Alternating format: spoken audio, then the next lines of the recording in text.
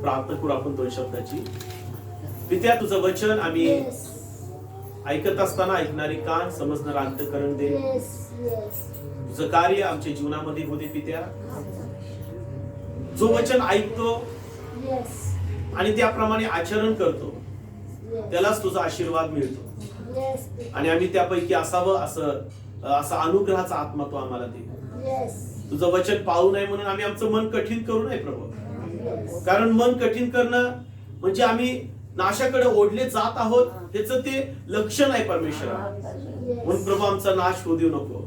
आम्हाला शेवटपर्यंत तुझ्या वचनाप्रमाणे चालण्याची कृपा तू करू. ऐकणारी कान, समजणार अंतःकरण देऊ. तुझा गौरव करून दे. प्रभू येशूच्या नावाने मागतो, आमेन.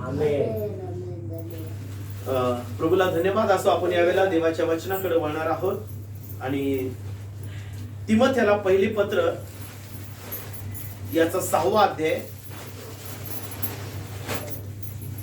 आणि 10 वचन आपण काढणार आहोत. तिमोथेला पहिली पत्र याचा 6वा अध्याय आणि 10 वचन वाचूया कोणीतरी. कारण द्रव्याचा लोभ सर्व प्रकारच्या वाईटाचे मूळ आहे. त्याच्या पाठीस लागून प्रत्येक विश्वासापासून भरले आहे आणि त्यांनी स्वतः हात खेदाने गोष्ट घेतले आहे. आमेन. अजून एकाने वाचा मोठ्याने. कारण द्राक्षाचा लोभ कारण द्रव्याचा लोभ सर्व प्रकारच्या वाईटांचे एक मूळ आहे. त्याच्या पाठीस लागून कित्येक विश्वासापासून बहकले आहे आणि त्यांनी स्वतःच पुष्कळशा खेदाने भोसकून घेतले आहे. आमेन. देवाचं वचन जे आम्हाला सांगतं हे तिमोथेला पहिले पत्र आहे. पावलाचे तिमोथेला पत्र. तिमोथी हा तरुण होता, तरुण वयामध्ये होता. आणि आपल्याला माहिती आहे की तरुण वयात जे असतात त्यांना पैशाची फार ओढ असते. पैसा कमवणं हाच उद्देश त्यांच्या समोर असतो. कारण त्यांना असं वाटतं की मी जर भरपूर पैसा कमवला तर मी सुखी होईल, मी आशीर्वादित होईल, मी चांगलं होईल, माझ्या सगळ्या गरजा पूर्ण होतील. आणि तिमोथी हा तरुण आहे म्हणून तिमोथेला पावलाने स्पेशली पत्र लिहिलंय की त्यांनी देवाच्या विश्वासापासून भटकून जाऊ नये, देवाच्या विश्वासापासून बाजूला जाऊ नये म्हणून पावलाने त्याला एक सावधगिरीचा इशारा म्हणून हे पत्र लिहिलंय. आणि या पत्रामध्ये तो या ठिकाणी तो सांगतो कारण द्रव्याचा लोभ सर्व प्रकारच्या वाईटाचे एक मूळ आहे. द्रव्याचा लोभ म्हणजे पैशाचा लोभ हा सर्व प्रकारच्या वाईटाचं काय आहे? मूळ आहे. म्हणजे जे सर्व प्रकारचं वाईट घडतं ते कशामुळे घडतं? पैशामुळे घडतं. द्रव्याचा लोभामुळे. आणि आपल्याला माहिती आहे, तुम्हाला आठवत असेल यहोशूआच्या पुस्तकामध्ये आखानाच्या बाबतीत काय झालं की आखानाला द्रव्याचा लोभ सुटलाय ना. आखानाला काय झालं? द्रव्याचा लोभ सुटला. आपण पाहूया, काढूया ते वचन. ज्या वेळेला देवाने इस्रायल लोकांना यहोशूआ याचं पुस्तक, यहोशूआ याचं पुस्तक 6वा अध्याय 17, 18 आणि 17, 18, 19 वचन मी वाचतो. ज्यावेळेला देवानी यरीहो हे शहर जिंकण्यासाठी सांगितलं होतं. हे यरीहो शहर कशा प्रकारे जिंकलं माहितीये? त्यांनी जयघोष करून कुठलंही युद्ध करायची त्यांना गरज पडली नाही. परंतु प्रभूंनी एक महत्वाची आज्ञा त्यांना दिली होती. ती कोणती आज्ञा होती ते आपण वाचणार आहे. 17 वचन. हे नगर व ह्या जे काही असेल ते सर्व परमेश्वराला समर्पित करावे. म्हणजे त्या नगरामध्ये, यरीहो शहरामध्ये, नगरामध्ये जे काही असेल ते परमेश्वराला समर्पित करावे. मात्र राहाब वेश्येला आणि जे कोणी तिच्या बरोबर तिच्या घरी असतील त्यांना जिवंत ठेवावे, कारण आपण पाठविलेल्या जासूदांना तिने लपवून ठेवले होते. तुम्ही मात्र समर्पित वस्तूंपासून सर्वथा दूरच राहा. त्या समर्पित झाल्यावर त्यातली एखादी वस्तू तुम्ही घ्याल तर इस्रायलाच्या छावणीवर शाप आणून तिला संकटात घालाल. पण सर्व सोने, रुपे आणि तांब्याची व लोखंडाची पात्रे परमेश्वराप्रित्यर्थ पवित्र होत ती परमेश्वराच्या भांडारात जमा केली पाहिजेत. ही प्रभूची आज्ञा त्या इस्रायल लोकांना होती. म्हणजे यरीहो शहरामध्ये जे काही मौल्यवान वस्तू आहेत त्या सगळ्या मौल्यवान वस्तू त्या समर्पित वस्तू आहेत. काय आहेत? समर्पित. म्हणजे ते परमेश्वराला समर्पित केलेले आहेत. त्या कुणीही त्याला हात लावायचा नाही. प्रभूंनी सांगितलं त्याच्यापासून तुम्ही दूरच राहा. काय राहा? दूर राहा. तुम्ही त्याच्या जवळ जाऊ नका. म्हणजे ते घेण्याचा प्रयत्न करू नका. त्याच्यापासून तुम्ही दूर राहा. जर तुम्ही त्याच्यापैकी काही घेतलं तर काय होईल? छावणीवर तुम्ही शाप आणून तिला संकटात घालाल. छावणी म्हणजे ते छावण्या करून राहायचे, तंबू ठोकून राहायचे. त्याच्यावर तुम्ही श्राप आणाल आणि त्या छावणीला, तुमच्या त्या घराला तुम्ही संकटामध्ये टाकाल. परंतु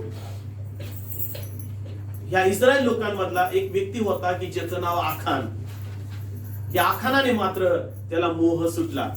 बघा, त्याचा मोह, बायबल सांगते की द्रव्याचा मोह हे सर्व प्रकारच्या वाईटाचं काय आहे? मूळ आहे. जी वाईट गोष्ट आखानाच्या जीवनात घडली ती मोहामुळे घडली. मोह, पैशाचा मोह, लोभ सुटला त्याला. आणि त्या लोभामुळे काय झालं की त्यांनी देवाची आज्ञा मोडली. ज्या समर्पित वस्तू देवाने ठेवायला सांगितल्या होत्या, त्या मंदिरात आणायला सांगितल्या होत्या, त्याच त्यांनी लपवून घेतल्या. आता हे इस्रायलांची जी संख्या आहे ना, खूप संख्या होती मोठी. लाखोच्या संख्यांमध्ये हे लोक राहत होते, लाखोच्या. त्यांनी विचार केला की एवढे लाख लोक आहेत, मला थोडी कोण बघणार आहे. त्यांनी तो विचार केला. परंतु तो विसरला की देवाला सगळं समजतं, देवाचं लक्ष सगळ्यांकडे असतं. तो विसरला. कधी कधी प्रेरणा आम्ही असंच वागतो नाही का जगामध्ये. पास्टरांचं लक्ष नाही, चर्च मधल्या कोणाचं लक्ष नाही, परंतु देवाचं लक्ष हे आमच्याकडे आहे, हे विसरू नका. दावीद म्हणतो की हे परमेश्वरा, तुझ्या आत्म्यापासून मी कुठं पळून जाऊ? कुठं जाऊ मी? समुद्राच्या पलीकडे गेलो तरी तिथं तू आहेस. समुद्राच्या खाली खोल तळाशी गेलो तरी तिथं तू आहेस. मी आकाशामध्ये गेलो तरी तिथं आहेस. प्रभू सगळीकडे आहे, म्हणून प्रभू पासून काही लपू शकत नाहीये. या आखानाने देवाची आज्ञा मोडली. त्यांनी चोरी पण केली आणि लबाडी पण केली. आणि त्यांना पुढचं शहर जिंकायचं होते. मी मागच्या वेळेला तुम्हाला सांगितलं, ते शहर जिंकण्यासाठी त्यांना तिथं अपयश आलं. ते शत्रूला पाठ दाखवून परत आले. इस्रायल लोकांची 36 माणसं मरण पावली एका व्यक्तीच्या चुकीमुळं. लक्षात ठेवा, ह्या आखानाने त्याच्या छावणीला इस्रायल लोकांना संकटामध्ये टाकलं. द्रव्याचं मोह सर्व प्रकारच्या वाईटाचं मूळ आहे. ज्या वाईट गोष्टी घडतात ते मोहामुळेच घडतात. आणि पवित्र शास्त्र आम्हाला सांगतं की आम्हाला देवाच्या लोकांना द्रव्यांचा मोह नसला पाहिजे. आम्ही पैशाच्या मागे पळणारे लोक नाहीये. तुम्हाला आठवतं, अनुवादाच्या पुस्तकामध्ये 28व्या अध्यायामध्ये जे आशीर्वाद दिलेत ते आशीर्वाद आमच्याकडे धावत आले पाहिजेत. आम्हाला त्याच्या मागे धावायची गरज नाहीये. परंतु आता सध्या जर तुम्ही पाहिलं तर अनेक सेवक असे उठलेले की जे लोकांना चमत्काराकडे अपेक्षा करत आहेत, नाही का, ओढून घेत आहेत. आशीर्वादाकडे या, इथं आशीर्वाद आहेत, तिथं आशीर्वाद आहेत, अमुक ठिकाणी आशीर्वाद आहेत असं सांगितलं जात आहे. आशीर्वाद कुठे आहेत? जिथं प्रभू आहे तिथं आशीर्वाद आहे. आणि जिथं प्रभू आहे तिथं राहून आम्हाला देवाचं वचन पाळायचंय. चमत्काराच्या मागे पळू नका, मोहाच्या मागे पळू नका. तो मोह आहे. चमत्काराच्या मागे पळणं म्हणजे काय आहे? मोह आहे. आणि सर्व प्रकारचे मोह हे वाईटाचं मूळ आहे. वाईटाचं मूळ आहे. आम्हाला ती मूळच काय करायचंय? छाटून टाकायचंय. देवाच्या लोकांनी पैशाच्या मागे, धनाच्या मागे, आशीर्वादाच्या मागे पळायचं नाही. अनुवाद 28 याचं पुस्तक आपण काढूया, तुम्हाला समजेल ते वाचल्यावर. अनुवाद यहोशुआच्या आधीचा आहे, 28वा अध्याय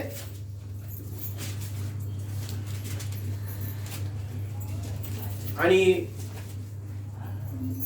दुसरं वचन. तू आपला देव परमेश्वर ह्याची वाणी ऐकशील तर हे सर्व आशीर्वाद तुझ्याकडे धावत येतील. आशीर्वाद कुणाकडे धावत येतील? आपल्याकडं. आशीर्वादाच्या मागे पळू नका. ओ चला तिले पास्टर लय पॉवरफुल आहे, तिथं लय सामर्थ्य आहे, चला तिथं आशीर्वाद मिळतात. जाऊ नका, अजिबात जाऊ नका. कारण जे आशीर्वादाच्या मागे पळतात ना ते आयुष्यभर पळतच राहतात.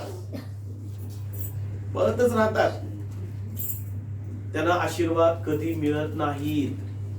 जर आपल्या मंडळीमध्ये परमेश्वर तुम्हाला आशीर्वाद देत नाही ना, जगाच्या पाठीवर तुम्ही कुठल्याही मंडळीत जावा, तिथं आशीर्वाद मिळणार नाहीये. लक्षात ठेवा, आशीर्वाद आमच्याकडे काय झाले पाहिजे? धावत आले पाहिजे. जो आखान होता त्या आखानाला देवाची आज्ञा माहिती होती, देवाने सांगितलेलं त्याला चांगलं माहिती होतं, तरी देखील त्यांनी ती आज्ञा मोडली. बघा, देव एवढा चांगला आहे, देव एवढा चांगला आहे की पहिलं जर ह्या लोकांनी, आखानाने देवाला दिलं असतं ना, पहिलं घेतलं नसतं ना, तर पुढच्या गावामध्ये परमेश्वराने त्यांची सोय केली होती. बघा, वाचूया आपण यहोशुआचं पुस्तक,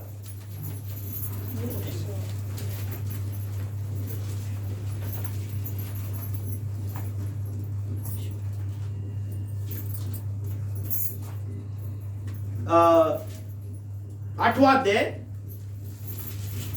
आणि दुसरं वचन. यरीहो आणि त्याचा राजा ह्याचे तू केले तेच आय व त्याचा राजा ह्याचे कर. मात्र तिथली हाती लागेल ती मालमत्ता व गुरेढोरे तुम्ही आपणासाठी लूट म्हणून घ्या. नगराच्या पिछाडी सैन्याला दबा धरून बसवा. म्हणजे यरीहो फक्त शहरातलं जे मौल्यवान वस्तू होत्या त्या परमेश्वराला द्यायच्या होत्या, पण त्या आखानाने काय केलं? त्या आधी घेतल्या. हे प्रभू, हे लोकांना माहित नव्हतं की पुढच्या गावात जे मिळणार आहे ते आपल्याला मिळणार आहे म्हणून. हे लोकांना माहित नव्हतं. हे 8व्या अध्यायामध्ये ज्या वेळेला आखानाला पकडलं, त्याला मारलं, त्याच्यानंतर देवानी यहोशुआला सांगितलं की आय शहर आता तुम्ही जिंकायला जावा आणि तिथं जे काही तिथं मिळेल ते सगळं तुमच्यासाठी ठेवा. बायबल सांगतं द्या म्हणजे तुम्हाला दिलं जाईल. पहिलं आम्हाला द्यायचंय प्रभूला आणि मग प्रभू आम्हाला देणार आहे. पहिलं प्रभूला द्यायचंय, मग परमेश्वर आम्हाला देणार आहे. म्हणून बरेच वेळा आम्ही काय करतो? मोह आपल्या मनामध्ये येतो, आपल्या मनामध्ये लालच येते आणि आम्ही जे देवाचं आहे ते देवाला देणं बंद करतो आणि मग तिथंच आम्ही अडकून बसतो, जे आखानाच्या बाबतीत झालं. लक्षात ठेवा, भविष्यात देवाने आम्हाला आशीर्वाद देण्याचं वचन दिलंय, पण ते आशीर्वाद केव्हा आम्हाला मिळणार आहे? ज्यावेळेला आम्ही आज आज्ञा पाळतो त्यावेळेला. आज जर आम्ही आज्ञा मोडली तर भविष्यामध्ये आम्हाला जे आशीर्वाद मिळणार आहेत ते मिळणार नाहीत. उलट जे आहे ते सगळं निघून जाणार, काही राहणार नाही. म्हणून लक्षात ठेवा, जे द्रव्याचं मोह जो आहे तो सर्व प्रकारच्या वाईटाचं एक मूळ आहे. म्हणून आम्हाला विचार करायचा आहे की मोहामध्ये पडायचं का नाही पडायचं, हे आमच्या हातामध्ये. हे देवानी उदाहरणासाठी पवित्र शास्त्रामध्ये वचन दिलेले आहेत, उदाहरणासाठी दिलेत. ह्यांनी चुका केल्या ते आपण चुका करायच्या नाही, ह्यासाठी ती उदाहरणासाठी प्रभूने आम्हाला दिलेले आहेत. जर आम्ही ते जसं वागले तसंच जर आम्ही वागत असेल तर मग आम्ही आमच्या पायावर दगड फाडून घेतोय. तिथं देव नाही काय करू शकत, तिथं देव काय करू शकत नाही. आखानाला आणि इस्रायल लोकांना, सर्व इस्रायल लोकांना सांगितलं, समर्पित वस्तूंपासून तुम्ही सर्वदा काय करा? दूर राहा. जे प्रभूचं द्यायचं असतं त्याच्यापासून दूर राहा, त्याला हात लावू नका. ते प्रभूचं आहे, ते समर्पित आहे, ते परमेश्वरालाच द्या. ते जर आम्ही स्वतःसाठी ठेवत असेल तर मग तो मोह आहे आणि मग तिथं वाईट गोष्टीच होणार आहे ना. सर्व प्रकारच्या वाईटाचं मूळ काय आहे? द्रव्यांचा लोभ. ठेवलं की तिथं लोभ सुटला, तिथं आज्ञा मोडायला सुरुवात झाली. एक एक एक एक एक एक आज्ञा मोडत जाणार आणि जेवढं आज्ञा मोडत जाणार तेवढं आपण त्याच्यात अडकत जाणार. आणि मग जे देवाला आशीर्वाद द्यायचे ते आशीर्वाद मिळणार नाहीये. आखानाने स्वतःच्या कुटुंबावर काय केलं माहिती, श्राप ओढून घेतला, संकट ओढून घेतलं त्याच्या एकट्यामुळं. तुम्हाला माहिती त्याचं काय झालं. त्याची बैल, गुरढोर, नोकर चाकर, त्याची लेकरं सगळ्यांना दगडमार करून इस्रायल लोकांनी त्यांना मारून टाकलं. आता तसं होणार नाहीये. आता तसं होणार नाही, कारण देव कृपा करतोय. देव कृपा करतो म्हणून आम्हाला आज्ञा मोडत राहायचंय का? नाही, आज्ञा मोडत राहायचं नाहीये. देवाचं वचन आम्हाला पाळायचंय. लक्षात ठेवा की द्रव्याचं लोभ हे सर्व प्रकारच्या वाईटाचं मूळ आहे. अजून काय काय होतं, म्हणजे लोभ धरल्याने काय काय होतं. दुसरं एक वचन आहे, द्रव्याचं लोभ, मोह हे आपलं वचन जे ऐकतो ना त्याची वाढ खुंटवतं. मत्तई याचा 13वा अध्याय 22 वचन. तुम्ही किती वचन वाचा, किती पहा, किती वचन तुम्ही ऐका, ती वचन आपल्या जीवनामध्ये वाढणार नाहीत. त्या वचनाचं आपण पालन करू शकणार नाही. का? कारण जो मोह आपल्या मनामध्ये येतो तो मोह आपले काही आध्यात्मिक वाढ काय करतं, खुंटवून टाकतं. मत्तई याचा 13वा अध्याय आणि 22 वचन. म्हणून बरेच वेळेला काय होतं की आमची आत्मिक वाढ होत नाही, आम्ही प्रभूमध्ये वाढत नाही, वर्षानुवर्ष आम्ही तिथंच राहतो. का? कारण द्रव्याचा लोभ आमच्या मनामध्ये आलेला असतो, पैशाचा लोभ आपल्या मनामध्ये आलेला असतो. जे प्रभूचं आहे ते द्यायचं आम्ही बंद केलेला असतो. तो एक मोह आहे आणि तो मोह आमच्या जीवनातून आम्ही काढून टाकला पाहिजे. मत्तई याचा 13वा अध्याय 22 वचन वाचा कुणीतरी मोठ्याने. काटेरी झाडामध्ये पेरलेला तो हा आहे की तो वचन ऐकतो, परंतु संसाराची चिंता व द्रव्याचा मोह ही वचनांची वाढ खुंटवितात आणि तो निष्फळ होतो. हो, बघा, संसाराची चिंता व द्रव्याचा मोह ही वचनाची वाढ खुंटवितात आणि तो निष्फळ होतो. निष्फळ म्हणजे त्याला फळ येत नाहीत, त्याच्या जीवनामध्ये आशीर्वाद येत नाहीत. वर्षानुवर्ष जिथं आहे तिथंच आहे, काही बदल होत नाही, काही फरक पडत नाही. हे कशामुळे होतं माहितीये? द्रव्याचा लोभ, मोह, पैशाचा मोह. पैसा हा सर्वस्वी आमचं मालक होऊ शकत नाहीये. पैसा हा आम्हाला चालवू शकत नाही. पैसा हा आमच्या गरजा पूर्ण करू शकत नाही. आम्हाला देवाचा आशीर्वाद मिळवायचा आहे की जो थोडका जरी असला ना तरी तो पुरवठ्याचा आशीर्वाद असतो. कसला आशीर्वाद असतो? पुरवठ्याचा आशीर्वाद असतो. आणि हे मी माझ्या जीवनात मी खूप चांगला अनुभवलंय. जास्त मिळवलं म्हणजे मला पुरल असं नाही. जेवढं मिळवल तेवढं गमवणार आहे. काही नाही पुरत. बघा, तुम्ही विचार करा. आपल्याला वाटतं की नाही का माझा महिन्याचा खर्च 10,000 आहे, 10,000 जर मला मिळाले तर माझी गरजा सगळ्या पूर्ण होतील. नाही पुरत. 10,000 सुद्धा नाही पुरत. कारण जितकं आम्ही वाचवणार आहे तितकं घालवणार आहे. म्हणून द्रव्याचा लोभ जो आहे, मोह आहे, तो आम्हाला सोडून द्यायचा आहे. कारण आमची आत्मिक वाढ होत नाही आपली. जर आपली आत्मिक वाढ व्हावी असं वाटत असेल तर वचनामध्ये वाढायचं असेल तर द्रव्याचा लोभ सोडून द्या. जे प्रभूचं आहे ते प्रभूला द्यायला सुरुवात करा. जर देवाचा आत्मा आम्हाला टोचणी देत नाही ना, बघा आपण कितीतरी आज्ञा मोडतो आणि देवाचा आत्मा जर आम्हाला टोचणी देत नाही तर ह्याचा अर्थ असा की आपण कोडगे होत चाललोय. काहीच वाटत नाही. मग आपल्या मनाला कुठेतरी टोचणी लागली पाहिजे. कारण मी कितीतरी देवाच्या आज्ञामुळे पाळणं बंद केलेलं आहे. ही टोचणी लागत नाही का कधी? मनाला वाटत नाही तुमच्या कधी, अरे आपण ही आज्ञा नाही पळत, आपण ती आज्ञा नाही पळत, आपण देवाला देणं बंद केलं, आपण प्रभूचं जे आहे ते प्रभूला देत नाही. टोचणी नाही लागत? लागते. जर टोचणी लागत असेल तर ही टोचणी देवाच्या आत्म्यापासून असते. माहितीये? जाणीव ही जी होती ना ती कोण देतं? देवाचा आत्मा देतो. कारण देवाचा आत्मा आहे म्हणून ती टोचणी मिळते. देवाचा आत्मा नसेल तर ही टोचणी कधीच तुम्हाला मिळणार नाही. हे मी मंच नाही सांगत. वाचा योहान कृष्णवर्तमान याचा 16वा अध्याय.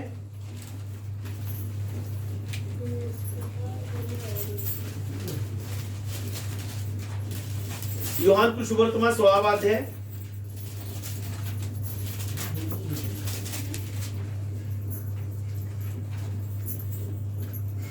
8 आणि 9 वचन.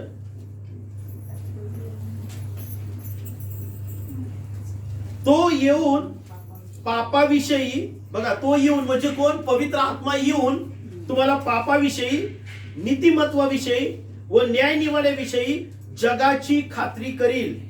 ते माझ्यावर विश्वास ठेवीत नाहीत यावरून पापाविषयी. पवित्र आत्मा आमच्या हृदयाला खात्री देतो, टोचणी देतो की अरे तू इथं चुकलेला आहे, इथं तू चुकतोयस, इथं तू आज्ञा मोडतोय. आणि जर देवाचा आत्मा टोचणी देऊन पण आपलं मन कठीण करत असेल, मग तिथं देव पण नाही काय करू शकत. कारण इस्रायल लोक असेच होते. त्यांना सगळं माहिती होतं, देवाची आज्ञा माहिती होते, देवाची विधी माहिती होते, तरी देखील ते आपलं मन कठीण करत होते. आणि बायबल सांगतं की ज्यांनी आपली मन कठीण केली त्यांची प्रेत रानातच पडली, ते कनान देशामध्ये पोहोचले नाही. आम्हाला काय करायचंय हे आम्हाला ठरवायचंय. जगामध्ये आज्ञा पाळू नाही म्हणून सांगणारे भरपूर असतात, पण आज्ञा पाळा म्हणणारे तुम्हाला कुणी सांगणार नाही.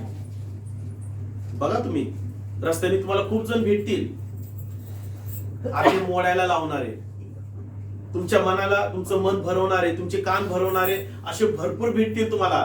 पण कुणी म्हणणार नाही की तू तिथंच राहा, देवाची आज्ञा पाळ म्हणून. सांगतील का कुणी? नाही सांगत कुणी, मला माहिती आहे, नाही सांगत. उलट म्हणणार तिथं नको जाऊ, त्या चर्च मध्ये नको जाऊ, इकडे ये आमच्याकडे प्रार्थनेला, असे सांगणारे भरपूर आहेत. मग मला सांगा, त्यांच्यामध्ये देवाचा आत्मा आहे का? तुम्ही ओळखून घ्या. मोहाला बळी पडू नका, सैतानाला वाव देऊ नका. कारण सैतान आम्हाला देवाच्या सानिध्यापासून, आज्ञा पाळण्यापासून तो नेहमीच बाजूला घेऊन जातो, नेहमीच बाजूला घेऊन जातो. तो कधीच आम्हाला आज्ञा पाळू देत नाही. सैतान कधीच आम्हाला देवाची आज्ञा पाळू देत नाही. मग जे असे लोक आम्हाला भेटतात की जे देवाची आज्ञा पाळू देत नाहीत, ते तुम्ही ओळखून घ्यायचंय. आत्मे ओळखायला शिका. सगळेच आत्मे देवापासून असतात असं नाही. चर्च मध्ये येणारे सगळेच धार्मिक असतात असं नाही. तुम्ही ओळखा. बुद्धीने विचार करा, डोळे उघडे ठेवा. प्रभू म्हणतो सापासारखं चपळ आणि कबुतरासारखं साळसूद व्हा. कुणी काय पण सांगितलं की ऐकणार का आम्ही? नाही. जर आमच्या मनामध्ये मोह निर्माण होत असेल तर आम्हाला प्रभूचं वचन पाळायचंय. तो मोह आपल्या जीवनातून काढून टाकायचं. त्या आखानाने जर ती चुकी केली नसती तर त्याचं एवढं नुकसान झालं नसतं. नंतर देवाने विचार केलाच होता की पुढचं शहर जिंकायचं आहे ना, ते शहर जिंकत असताना तिथलं सगळं इस्रायल लोकांनाच देणार होता परमेश्वर. गुरं ढोरं सगळं काही, तिथली मालमत्ता. प्रभू म्हटलं ती तुमच्यासाठी ठेवून घ्या.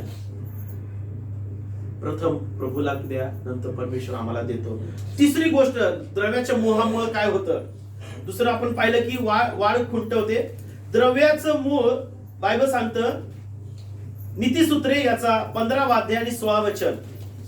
जर द्रव्याचा मोह असेल तर काय होतं आमच्या जीवनामध्ये? नीतिसूत्रे 15 अध्याय आणि 16 वचन.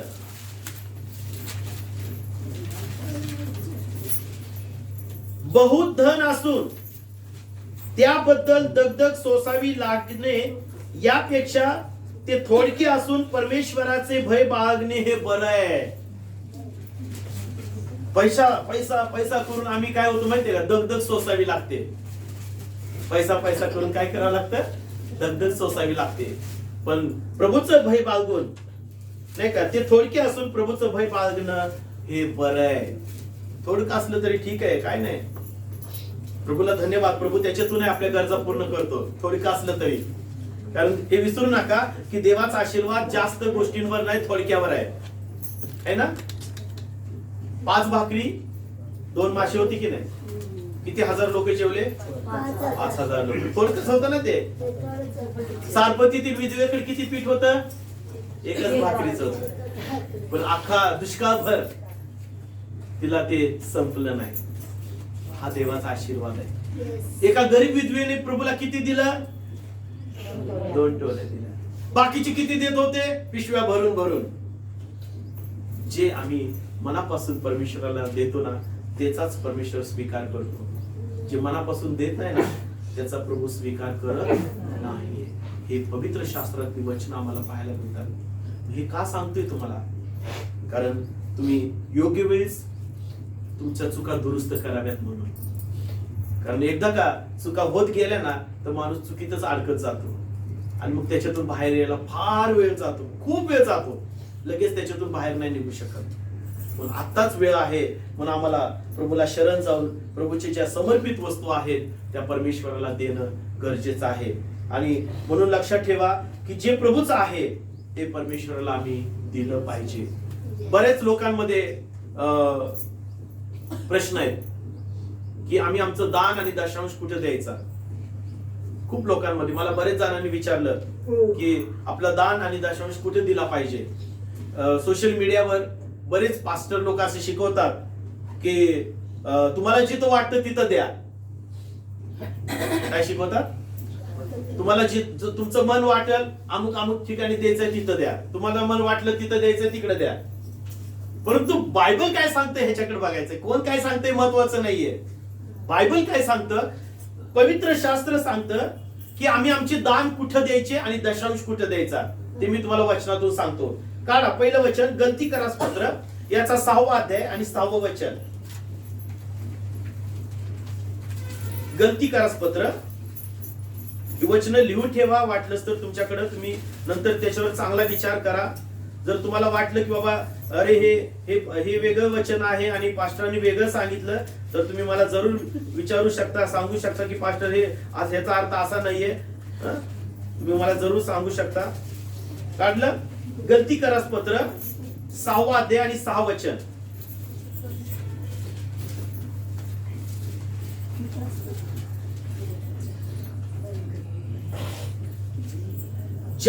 ज्याला वचनाचे शिक्षण मिळाले आहे त्याने ते शिक्षण देणाऱ्याला सर्व चांगल्या पदार्थाचा वाटा द्यावा. बघा परत एकदा वाचतो. ज्याला वचनाचं शिक्षण मिळाले आहे. कुणाला वचनाचं शिक्षण मिळालं? मंडळीला. है ना, मंडळीला वचनाचं शिक्षण मिळालं ना.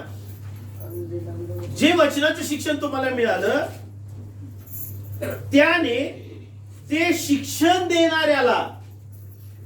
कुणाला? शिक्षण देणाऱ्याला. कोण शिक्षण देतं? पास्टर. जे तुम्हाला शिक्षण दिलं जातं त्या शिक्षण देणाऱ्याला सर्व चांगल्या पदार्थाचा वाटा द्या. चांगल्या पदार्थाचा बर का, काय पण नाही, चांगल्या पदार्थाचा वाटा द्या. हे कोण सांगतं? दान कुठं द्यायचं? मग चर्च मध्ये, जिथं तुम्हाला शिक्षण दिलं जातं तिथं. आहे ना, तसंच आहे ना अर्थ? का चुकीचं बोलतोय मी? चांगल्या पदार्थाचा वाटा द्या. चांगलं पदार्थ काय पण द्यायचं नाही. घरात आणलंय थोडं शिल्लक राहिलं चला देऊन टाकू पास्टरांना, असं नाही. जे चांगलं आहे, जे उत्तम आहे ते उत्तमातलं उत्तम देवाच्या सेवकाला द्या. हे पवित्र शास्त्रामध्ये वचन सांगतं. मला सांगा, मी मला कमी पडले म्हणून मी बोलतोय असं नाही बरं का. तुम्ही वेगळा अर्थ काढू नका. माझी गरज परमेश्वर पूर्ण करतो कुठून पण हे देवाचं वचन आहे आणि हे सांगणं भाग आहे म्हणून मी तुम्हाला सांगतोय. देवाचं वचन आहे हे मी तुम्हाला सांगणार नाही, ते दुसरं कोणी सांगणार नाही. देवाचं वचन पाळणं आमच्यासाठी खूप गरजेचं आहे. पण जर आम्ही सेवकाला ते जर मनापासून देत नाही, जे प्रभूच्या सेवकाला प्रभूने द्यायला सांगितलं ते जर आम्ही देत नाही तर तो सुद्धा मोह आहे. काय आहे? आणि मग तिथं सगळ्या वाईट गोष्टीच घडणार. आम्ही जे प्रभू द्यायला सांगतो ना ती कधी कधी मन कठीण करतो. नको द्यायला, जाऊ दे, काय करायचंय पास्टरला दिलं, त्याला भरपूर मिळतं. तुम्हाला माहित आहे आपलं मेन चर्च पुणे आहे आणि आपले नानादार पास्टर, ती त्यांची मंडळी त्या पास्टरांची एवढी काळजी घेते. पास्टरांच्या पायात जर सॉक्स एका वेळेला जर अनेक दिवस जर त्यांनी बघितले ना, अरे पास्टरांनी लय दिवस झाले एकच सॉक्स घातले म्हणजे त्यांच्याकडे सॉक्स नाही, चला नेऊन देऊ त्याला. एवढा विचार करा. एक शर्ट जर पास्टरांनी 2-3 वेळेस वापरलं ना, अरे पास्टरांकडे शर्ट नाही वाटत, लगेच शर्ट घेऊन ये. एवढी बारीक काळजी घेतात. मला माहितीये देवाच्या सेवकाला देण्यामध्ये जो आशीर्वाद आहे ना, तो आशीर्वाद दुसरा कशामध्ये नाही, हे मी तुम्हाला स्पष्ट सांगतो. ज्याला देवाचं वचन माहिती आहे त्यांच्यासाठी मी बोलत नाही, ज्याला देवाचं वचन माहिती नाही त्यांच्यासाठी मी बोलतोय. कारण ज्याला माहिती आहे ते करतायत करत नाहीत हे त्यांचा प्रश्न आहे, परंतु ज्यांना माहिती नाही त्यांच्यासाठी मी हे आज वचन बोलत आहे. चांगल्या पदार्थाचा देवाच्या सेवकाला वाटा द्या, चांगल्यातलं चांगलं द्या, कसलं पण देऊ नका, शिल्लक राहिले चालत देऊन टाकू, हे प्रभूचं वचन नाही सांगत. दुसरं, आता बघा, दशांश कुणाला द्यायचं, दान चर्च मध्ये द्यायचं, देवाच्या सेवकाला द्यायचं, हे पण ठीक आहे, परंतु दशांश कुणाला द्यायचा. उत्पत्ती याचा 14वा अध्याय, उत्पत्ती याचा 14वा अध्याय 18 ते 20 वचन. उत्पत्ती 14, 18 ते 20 वचन.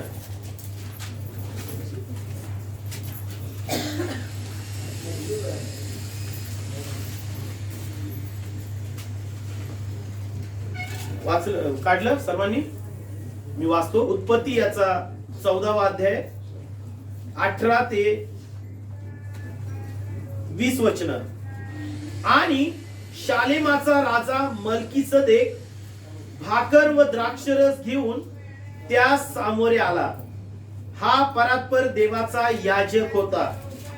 त्याने त्याला येणेप्रमाणे आशीर्वाद दिला. आकाशाचा व पृथ्वीचा स्वामी जो परात्पर देव तो अब्रामाला आशीर्वाद देवो. बघा, इथं मल्कीसदेक हा याजक होता, देवाचा सेवक होता. तो कुणाकडे आला? कुणाकडे आलाय तिथं? अब्रामाकडे आला. आणि अब्रामाकडे येत असताना काय घेऊन आला? काय घेऊन आलाय? कोण सांगेल मला? तुम्ही वाचलं ते वचन? काय घेऊन आला? भाकर आणि द्राक्षरस घेऊन आला. मग भाकर आणि द्राक्षरस कुठं मिळतं तुम्हाला? कुठं मिळतं? मंडळीत, चर्च मध्ये, या मंडळीमध्ये देवाचा सेवक देतो. देवाचा सेवक ज्यांनी निवडलाय, परमेश्वर निवडलेला सेवक, तो तुम्हाला द्राक्षरस आणि भाकर देतो, म्हणजे प्रभू भोजन देतो, है ना? इथं तेच लिहिलंय ना? बघा काय लिहिलंय, परत एकदा वाचू. शालेमाचा राजा मल्कीसदेक भाकर व द्राक्षरस घेऊन त्या सामोरे आला. हा परात्पर देवाचा याजक होता. त्याने त्याला येणेप्रमाणे आशीर्वाद दिला. आकाशाचा व पृथ्वीचा स्वामी जो परात्पर देव जो अब्रामाला आशीर्वाद देवो. ज्या परात्पर देवाने तुझे शत्रू तुझ्या स्वाधीन केले तो धन्य. तेव्हा अब्रामाने त्याला अवघ्याचा 10वा भाग दिला. आशीर्वाद याजकाने दिला अब्रामाला, भाकर आणि द्राक्षरस दिला, म्हणजे प्रबोधन विधी मध्ये त्याला नाही का प्रबोधन दिलं, आशीर्वाद दिला, त्यालाच दशांश दिला आहे ना. अवघ्याचा 10वा भाग म्हणजे काय? जे त्याच्याकडे होत त्याच्यातला 10वा भाग, जे कमवलं त्याच्यातला 10वा भाग हा आपल्या मंडळीत आला पाहिजे. ज्या मंडळीत तुम्हाला आशीर्वाद मिळतो, ज्या मंडळीमध्ये देवाचा सेवक तुम्हाला आशीर्वाद देतो, ज्या मंडळीमध्ये नाही का प्रभुभोजन तुम्हाला मिळतं, त्याच मंडळीत दशांश आणि अर्पण आले पाहिजे. हे मी नाही सांगत, हे वचन सांगते. जे सोशल मीडियावरती भरपूर सेवक आहेत, खूप काय काय काय काय सांगतात. तुम्हालाच ठरवायचंय देवाचं वचन ऐकायचंय का नाही ऐकायचं. जर आम्ही जे प्रभूच आहे ते प्रभूला देत नाही, तर मग सगळ्या प्रकारचं जे वाईट हे आमच्या जीवनात होत राहणार आहे, होत राहणार आहे. मग आम्ही देवाच्या आज्ञा नाही पाळणार, मनातील तसं वागणार, मनातील तसं चालणार. ह्या ज्या गोष्टी होतात ते जे मोह आहे, द्रव्याचा मोह, हे सर्व प्रकारच्या वाईटाचं मूळ आहे. आणि त्याच्या पाठीमागे लागून अनेक जण विश्वासापासून बहकले. असंच आहे ना वचन? पहिलं वचन वाचलं होतं आपण. अनेक जण विश्वासापासून बहकलेत, विश्वासापासून बाजूला गेलेत, देवाला सोडून दिलं, देवापासून दूर गेले. का गेले? कारण त्यांनी देवाला देणं बंद केलं. कारण हे दान दशांश कशासाठी आहे मंडळीमध्ये? कशासाठी आहे? मी पहिल्यापासून देवाला नेहमी प्रार्थना करतो की देवा ही मंडळी अशी बनव, सक्षम बनव की मंडळीचा जो दान दशांश येतात त्याचा तो पैसा बाजूला पडला पाहिजे. या 20 वर्षामध्ये जर प्रत्येकाने प्रामाणिकपणे दिला असता ना, भरपूर पैसा बाजूला पडला असता आपल्याला चर्चसाठी जागा घेता आली असती. म्हणजे ह्याचा अर्थ असा की कोणीही मंडळीचा विचार करत नाही, कुणालाही वाटत नाही की स्वतःची जागा असावी. ह्याचा अर्थ असा झाला आम्ही जे प्रभूला देत नाही. मग ह्याचा अर्थ असा की तुम्ही जे देत होता ते देवाच्या सेवक नाही का, देवाला नाही, तुम्ही मला देत होता असं झालं. मग बंद केलं तर मी थोडं स्पष्ट बोलतोय आणि बोलणं गरजेचं आहे. मी आतापासून प्रार्थना करतोय, देवा येत्या 2 वर्षामध्ये आम्हाला स्वतःच चर्च दे. मी प्रार्थना करतोय स्वतःची जागा आम्हाला दे की जिथं आम्हाला चर्च बांधता येईल, की जिथं आम्हाला मंदिरामध्ये तुझी उपासना करता येईल. कसं होणार आहे माहिती? प्रार्थना करून होणार आहे. प्रत्येकाने जर आपले दशांश अर्पण जर वेळच्या वेळेला दिले ना, तर जे मिळतात त्याच्यातून माझा पगार जाऊन जर बाजूला पडले ते तसेच राहतील ते बाजूला पैसे. तुम्हाला माहिती मी का सांगत आहे माहिती का? मला वाईट वाटतं की अनेक मंडळी परमेश्वर त्यांची भरभराट करत आहे, ते चर्चच्या जागा घेत आहेत आणि चर्च तिथं बांधत आहे, पण आपण आहे तिथंच आहे. ठीक आहे ना, फुकट आहे, नाही तर काय भाडं नाही, काय नाही, चालू द्या पास्टर इथंच, जोपर्यंत चालते चालू द्या, मग नंतर बघू आपण. ही विचारसरणी आपली आहे, विचारसरणी आपली. आम्हाला ही विचारसरणी बदलायला पाहिजे. कारण मला जे मानधन मी घेतो ना चर्च मधून, मी आता गेल्या महिन्यामध्ये मी जुलै महिन्याचं मानधन घेतलंय. कुठल्या महिन्याचं? जुलै महिना. म्हणजे कुठल्या जुलैचं माहिती का? गेल्या वर्षाच्या August, September, October, November, December, जानेवारी, म्हणजे 6 महिने झालं मला अजून माझं मानधन मिळालेलं नाही. मी घेतलेलं नाही, 6 महिने झालं. पण माझ्या गरजा पूर्ण होत आहेत ना, माझी गरज पूर्ण होत आहे. परंतु लक्षात ठेवा, जे वाईटाचं मूळ जे आहे ना, ते आपण काय करायचंय? छाटून टाकायचंय. देवाचं जे आहे ते देवाला द्यायला सुरुवात करा. देवाचं वचन आहे, जर आम्ही प्रभूला देत नाही ना, तुम्ही किती पण वाचवा, ते तुम्हाला ते राहणारच नाही, तुमच्याजवळ राहणारच नाही. जोपर्यंत आम्ही परमेश्वराचं जे आहे ते परमेश्वराला देत नाही, तोपर्यंत आमच्या जवळ ते राहणार नाही. पैसा तुम्ही किती कमवा, तो पैसा आम्हाला आशीर्वादित करू शकत नाही. आम्हाला खरा आशीर्वाद पाहिजे की जो प्रभू पासून मिळतो. जो पैशाने मिळतो तो आशीर्वाद नको आहे. खरा आशीर्वाद की जो पुरवठ्याचा ज्याच्यामध्ये आशीर्वाद आहे तो आम्हाला मिळवायचा आहे. म्हणून जे सर्व प्रकारचं द्रव्यांचं मोह हे सर्व प्रकारच्या वाईटाचं मूळ आहे. बघा, आम्ही देवाच्या आज्ञा मोडतो ना, जर देवाचा आत्मा आम्हाला टोचणी देत असेल तर आपण आराधना अनेक आपण आज्ञा मोडतोय, हिची टोचणी जर आम्हाला मिळत नाही तर मग आपण आराधना करतोय कशी?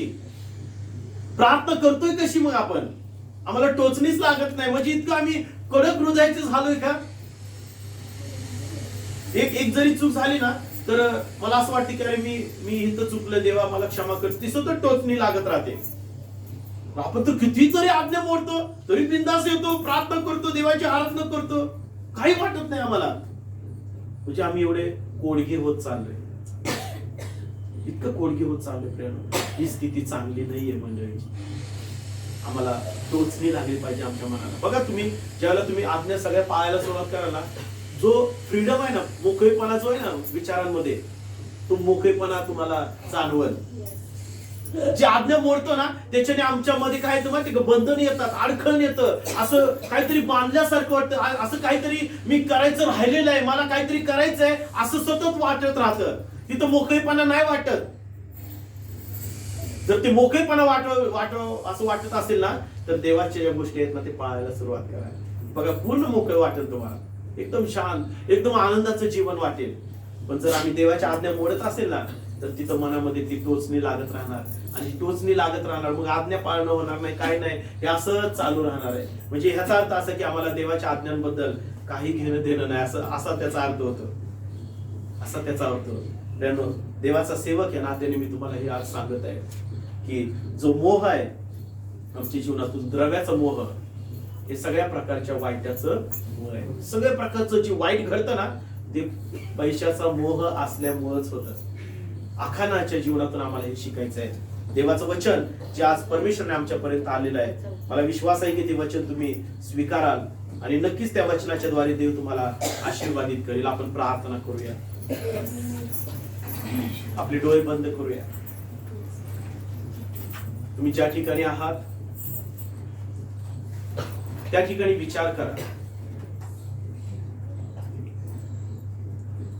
की खरंच माझ्या मनामध्ये जी सुरुवातीला मी येत होतो, प्रार्थनेला नवीन येत होतो, तो मोकळेपणा आहे काय? माझ्या विचारांमध्ये तो मोकळेपणा आहे काय? माझ्या हृदयामध्ये तो मोकळेपणा आहे काय? का कुठेतरी मला दिवसभर असं बांधल्यासारखं वाटतंय? कुठेतरी मला कुणीतरी बांधून ठेवल्यासारखं वाटतंय? जर असं वाटत असेल प्रियांनो,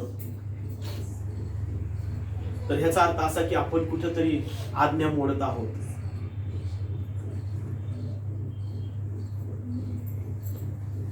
आम्हाला आताच सावध होणं गरजेचं आहे. एकदा का आम्ही देवापासून खूप दूर गेलो, आमचं जर पतन झालं, तर वचन असंही सांगतं की त्या व्यक्तीचं पुन्हा नवीकरण करणं अशक्य आहे.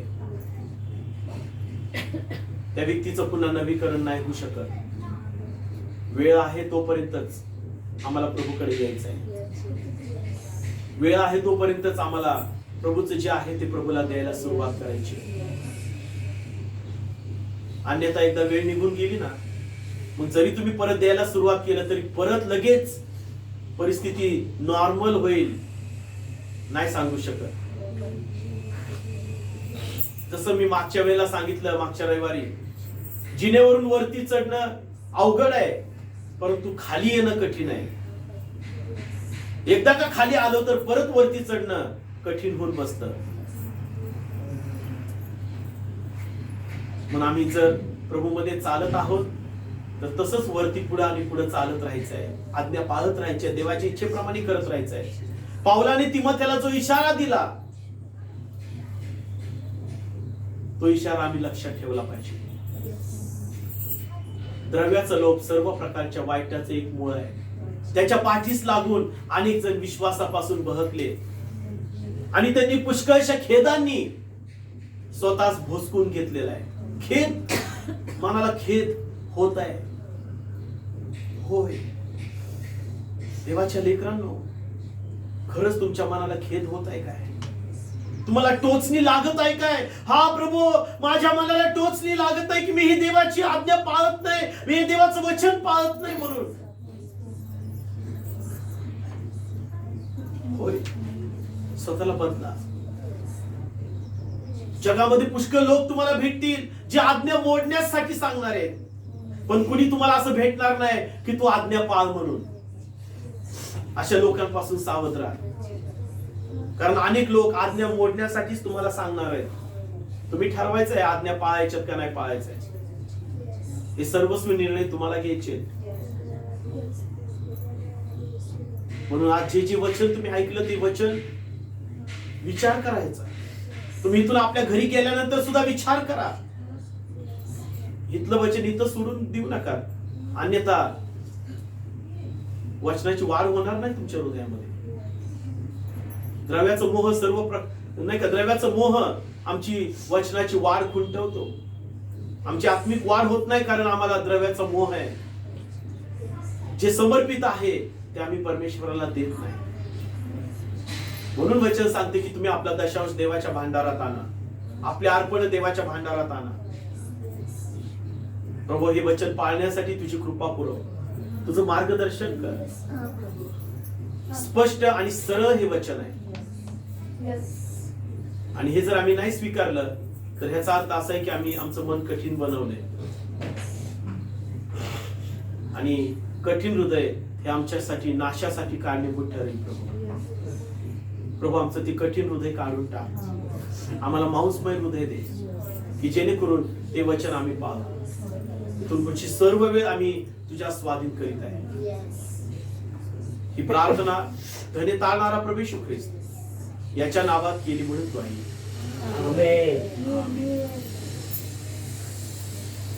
आहे